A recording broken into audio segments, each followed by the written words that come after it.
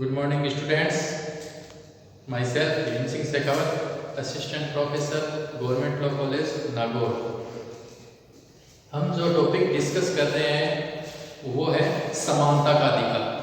हमने अपने जो पूर्व के वीडियो इंडियन कॉन्स्टिट्यूशन के जो पूर्व के वीडियो देखे हैं उनके अंदर हमने आर्टिकल 14 से आर्टिकल 18 समानता का अधिकार इस टॉपिक के ऊपर अपन ने डिस्कस स्टार्ट किया था, जिसमें आर्टिकल 14 हम देख चुके हैं। आर्टिकल 14 क्या कहता है?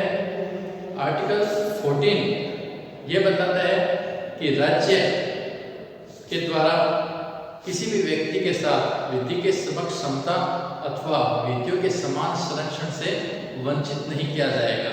यानी किसी भी व्यक्ति को राज्य विधि के समक्ष समता से और विधियों के समान संरक्षण से वंचित नहीं करेगा। उसी कड़ी के अंदर हम आगे नेक्स्ट आर्टिकल जो डिस्कस करने जा रहे हैं वो है आर्टिकल 15 अनुच्छेद 15। अनुच्छेद 15 क्या बताता है?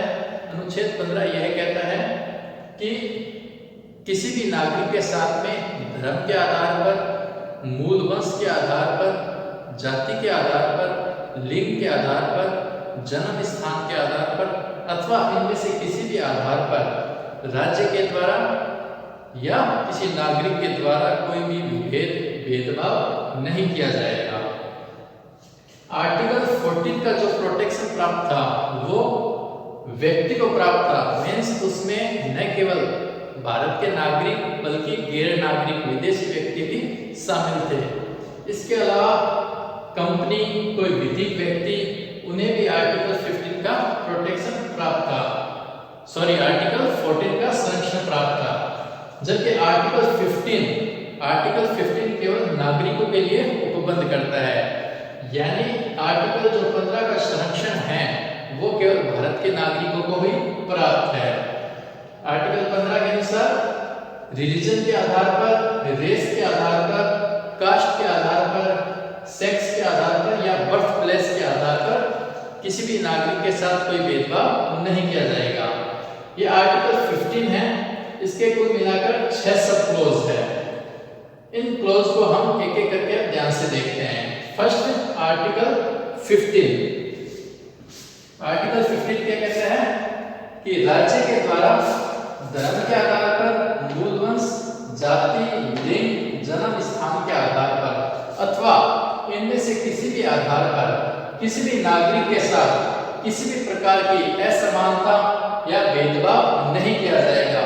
और यदि राज्य ऐसी कोई विधि बनाता है जिससे धर्म, मूल वंश, जाति, लिंग या जन्म स्थान के आधार पर किसी नागरिक के साथ अन्य नागरिक से कोई प्रतिकूल व्यवहार होता है, कोई भेदभाव होता है, तो ऐसी विधि आर्टिकल 15 के अकॉर्डिंग शून्य होगी।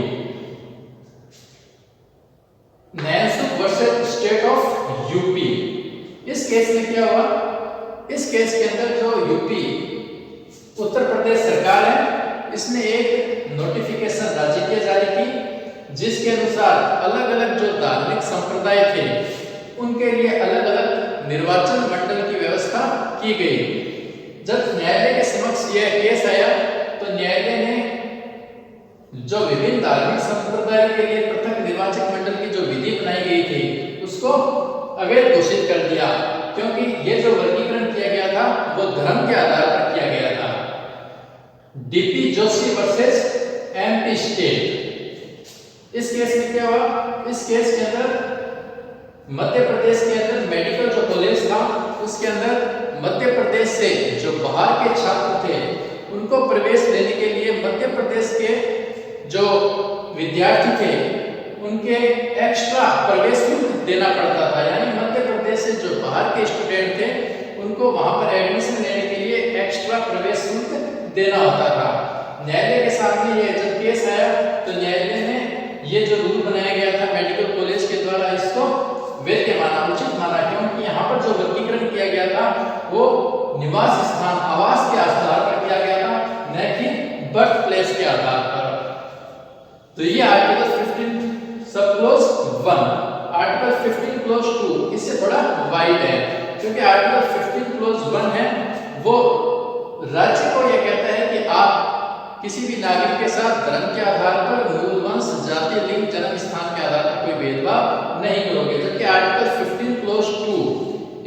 साथ साथ नागरिकों पर भी यह प्रतिबंध लगाता है कि वह किसी अन्य नागरिक के साथ कोई धर्म के आधार पर, मूलवंश, जाति, लिंग, जन्म स्थान के आधार पर कोई भेदभाव नहीं करेगा। आर्टिकल 15 क्लोज 2 ये कहता है कि ऐसे कोई भी स्थान जो सार्वजनिक प्रयोजन के लिए काम में लिए जाते हैं, जैसे कोई दुकान हो गई, होटल हो गई, कोई मनोरंजन के स्थान हो गए, जैसे पार्क हो गया, थिएटर हो गया या अस्पताल हो गया, तो ये कोई पब्लिक गार्ड हो गया, कुआं हो गया गांव के अंदर, जो चाहे किसी राज्य के नियंत्रण में है या किसी पर्टिकुलर व्यक्ति के नियंत्रण में, जो कि सार्वजनिक प्रयोजन के लिए काम में लिए जाते हैं, तो वहां पर किसी नागरिक को प्रवेश करने से उसके रिलीजन के आधार पर, उसके रेस के आधार पर, उसकी क्या कास्ट है या उसका सेक्स या फिर बर्थ प्लेस के आधार पर कोई भी भेदभाव नहीं किया जाएगा। किसी भी नागरिक को सार्वजनिक स्थान पर प्रवेश करने से इस आधार पर वंचित नहीं किया जाएगा कि आप अमुक जाति से संबंध रखते हो या अमुक धर्म से संबंध रखते हो, जिसके कारण आपको प्रवेश नहीं करने दिया जाएगा। यदि ऐसा किया जाता है तो आर्टिकल 15 क्लोज 2 का उल्लंघन है। नेक्स्ट आर्टिकल 15 क्लोज 3, 15 क्लोज 3, जो आर्टिकल 15 क्लोज 3 है, ये आर्टिकल 15 क्लोज 1 और 15 क्लोज 2 का एक अपवाद के रूप में हम देख सकते हैं।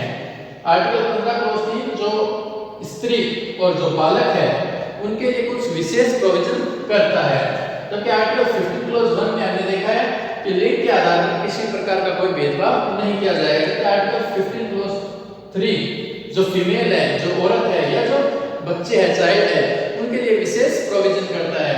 क्यों? क्योंकि इनका जो फिजिकल स्ट्रक्चर होता है वो मेल से अलग होता है, इनकी शारीरिक बनावट ही ऐसी होती है कि उनको कुछ विशेष संरक्षण की आवश्यकता होती है।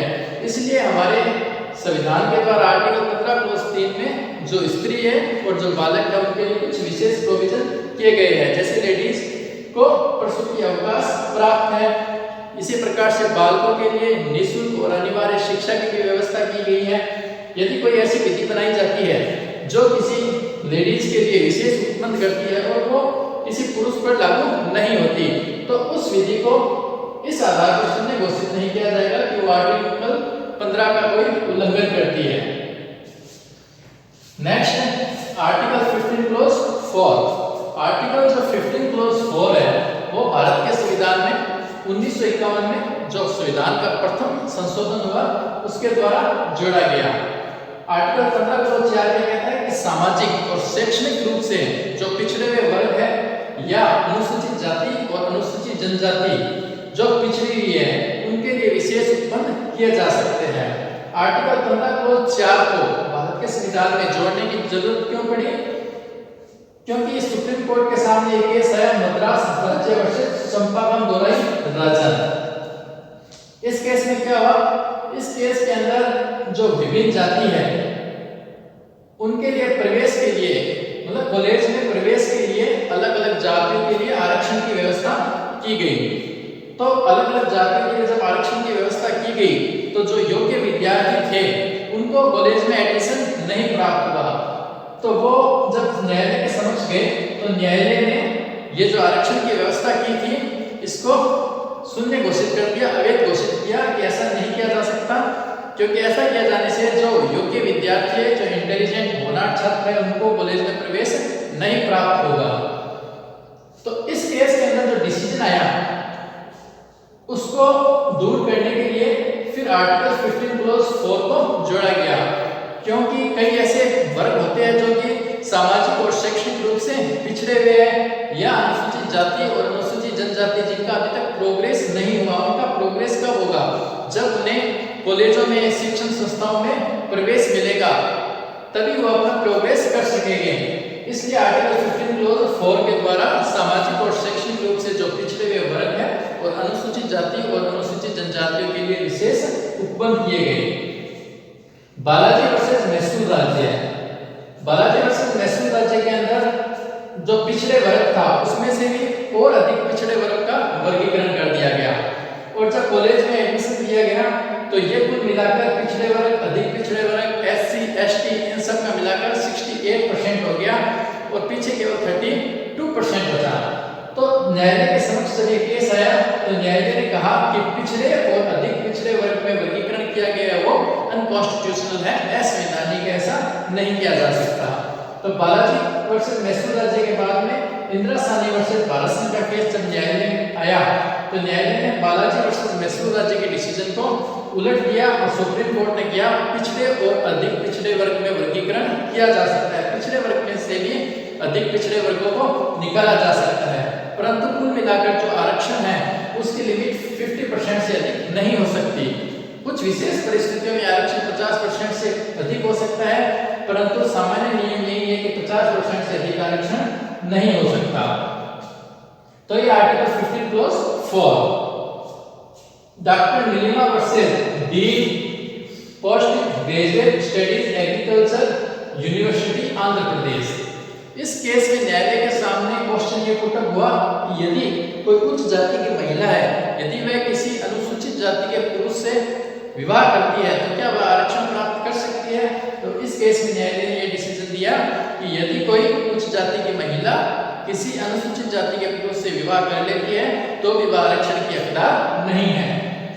वलसंपा पाल वर्सेस कोचिन विश्वविद्यालय, यदि कोई उच्च जाति की महिला किसी पिछड़े जाति के पुरुष से विवाह करती है तो भी वह आरक्षण की हकदार नहीं है। फिर आर्टिकल 15 क्लॉज 5 निजी शिक्षण संस्थाओं में प्रवेश के लिए आरक्षण। ये जो आर्टिकल 15 क्लॉज 5 है ये 2005 में 93 अमेंडमेंट हुआ, उसके द्वारा कॉन्स्टिट्यूशन में जोड़ा गया। इस केस को, इस आर्टिकल को 15 क्लॉज 5 को कॉन्स्टिट्यूशन में क्यों जोड़ा गया? क्योंकि न्यायालय के सामने ये 3 केस आए, टीएम पाई फाउंडेशन वर्सेस कर्नाटक राज्य, इस्लामिक एकेडमी वर्सेस कर्नाटक राज्य और पीए इनामदार वर्सेस महाराष्ट्र राज्य। इन तीनों केसेस के अंदर ये कहा गया कि निजी शिक्षण संस्थाओं में किसी भी प्रकार का कोई आरक्षण नहीं दिया जा सकता। आर्टिकल 15 क्लॉज 5 इसीलिए संविधान में 93 अमेंडमेंट के द्वारा जोड़ा गया और कहा गया कि ऐसी कोई भी शिक्षण संस्था जो सरकारी सहायता प्राप्त है या गैर सरकारी सहायता प्राप्त है वहां पर भी जो पिछड़े वर्ग है और अनुसूचित जाति और अनुसूचित जनजातियों के लिए कुछ सीटें रिजर्व की जा सकती है ताकि वे अपना विकास कर सकें। आर्टिकल 15 क्लॉज 6 जो नया अमेंडमेंट है 2019 में जोड़ा गया 103 अमेंडमेंट। ये क्या कहता है? ये कहता है कि जो आर्टिकल 15 क्लॉज 4 और 15 क्लॉज 5 में जो वर्ग बताए गए हैं उन वर्गों को छोड़कर जो समाज के दुर्बल वर्ग है, आर्थिक रूप से जो पिछड़े हुए, आर्थिक रूप से जो कमजोर है, जिनकी इकोनॉमिक कंडीशन खराब है, उनके लिए 10% आरक्षण की व्यवस्था की जा सकती है। आर्थिक आधार का मतलब उनकी इकोनॉमिक कंडीशन क्या है, उनकी आय का स्रोत क्या है, उनकी जो भूमि है वो कितनी है, इन सभी बातों को ध्यान में रखते हुए आर्थिक आधार पर आरक्षण की व्यवस्था की गई है। तो ये हमने जो आर्टिकल आज 15 के बारे में डिस्कस किया। मैं जो ध्यान देने की बात है, आर्टिकल 14 का जो संरक्षण है, प्रोटेक्शन है, वो है व्यक्ति को, जबकि आर्टिकल 15 का संरक्षण किसे प्राप्त है? केवल नागरिक को, सिटीजन को, भारत के नागरिक को केवल। थैंक्स।